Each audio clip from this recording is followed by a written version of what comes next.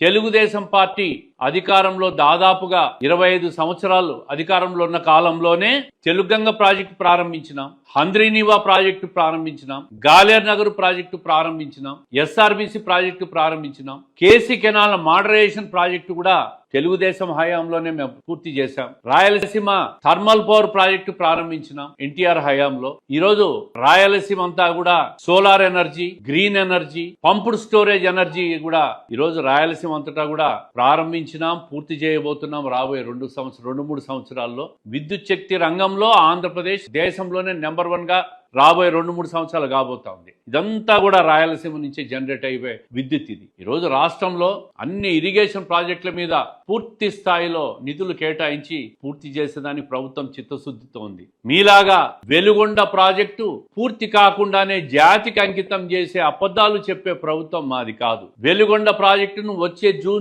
July August నాటికల్లా పూర్తి చేసి నీళ్లు ఇస్తామని చెప్పి మొన్న 25వ తేదీనే ముఖ్యమంత్రి గారు వెలుగొండ ప్రాజెక్టు పోయి సందర్శన చేసి ఆ ప్రాజెక్టుకు టైం బౌండ్ ఫిక్స్ చేసి నిధులు విడుదల కూడా చేసి దాన్ని పూర్తి చేసేదానికి కంకణబద్దులై ఉన్నారు. రాయలసీమ, గ్రేటర్ రాయలసీమ అంట, ఒంగోలు, నెల్లూరు, పాత 4 జిల్లాలు వీళ్ళు రౌండ్ టేబుల్ కాన్ఫరెన్స్ కడపలో వచ్చినారు. భోంచేసి పోండి. రాయలసీమ మీద మీరు మాట్లాడే హక్కు మీకు లేదు. ఈరోజు రాయలసీమలో ఉద్యాన పంటల హబ్బుగా కాబోతా ఉంది. రాబోయే 3 సంవత్సరాల్లో 30,000 కోట్లు ఉద్యాన పంటలకు ఖర్చు పెట్టబోతున్నాం. ప్రతి రైతు పండ్ల తోటల్లో లక్షాధికారి కాబోతా ఉన్నాడు. రాబోయే రోజుల్లో ప్రపంచంలోనే fruit bowl of the world ఏది అంటే రాయలసీమని చెప్పుకునే పరిస్థితి రాబోతా ఉంది.